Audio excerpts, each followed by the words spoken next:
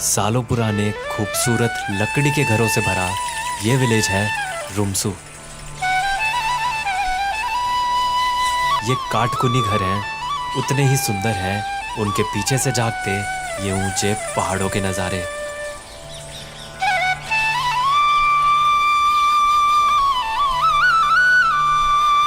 साढ़े 7,000 फीट की हाइट पर बसा ये विलेज जितना शांत दूर से लगता है, अंदर से ये उतना ही चहल पहल से भरा है।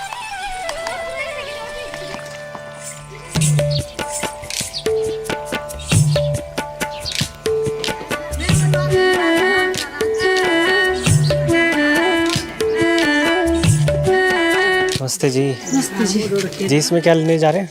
खाली है लेने जा रहे हैं कुछ लकड़ी लुकड़ी लानी। लकड़ी